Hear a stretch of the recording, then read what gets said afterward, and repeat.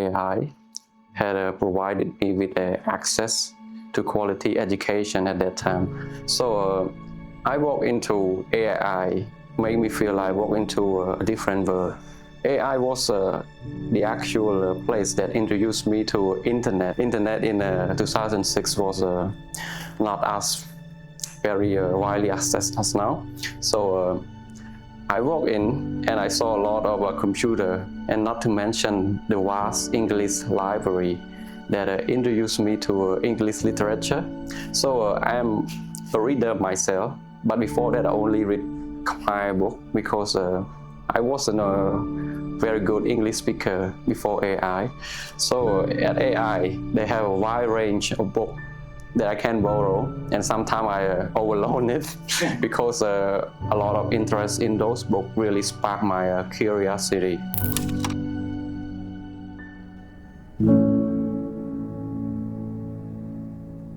When I first stepped in AI Language Center was in 2007 or 2008, around that time.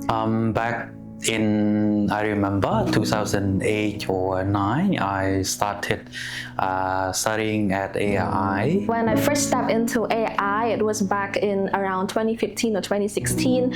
So I would say that was like a very new thing. When I first joined AI, I was a quiet and shy student who dreamed of improving my English because I believed that it would open many opportunities for my futures.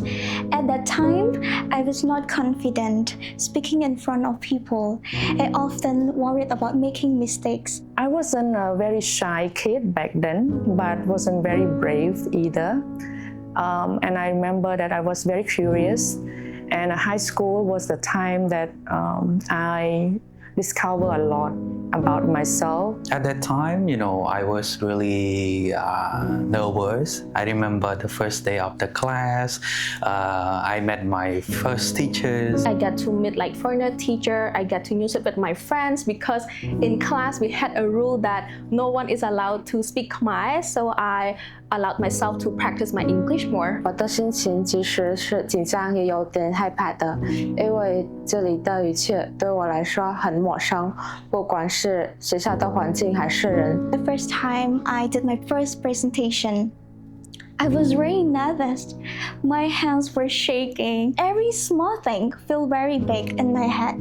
But that moment, I tried to control myself and look at my teacher. She smiled at me and encouraged me to keep going. So that moment taught me that mistakes are parts of learning. I was afraid that at that time that people would judge my English pronunciation, that people would laugh at my spelling. There were definitely moments that I wanted to give up, especially when I struggled to speak clearly and express my ideas. There weren't many moments that I wanted to give up, but actually there were many moments that encouraged me to go even further. I remember around level 10 or 11, there was the first spelling bee competition, and I was very enthusiastic, and I took the first opportunity to join. Although I didn't get a championship, it was a really interesting experience for me because it showed how far I can go. Moving from one level to another, the lesson become more difficult and difficult. Just a little bit about me. I grew up in a family where my parents didn't continue their education at a very young age. My mom was illiterate. She could not read and write. So if you look at the support from the family, I didn't have it at all. So it was like a self-drive, self-direct to my study.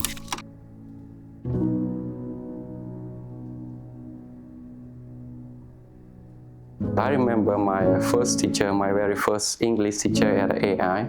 His name was Visna, and he was a very gentle teacher who believed in myself and other students more than we believe in ourselves. The people who had the biggest impact on me were my teachers.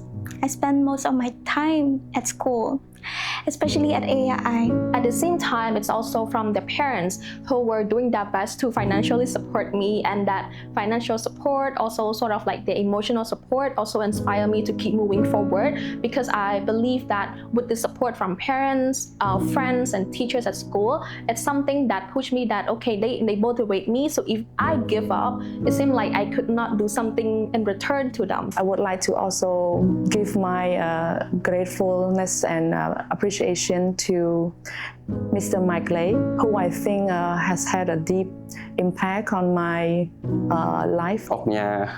Mainly Jacob himself.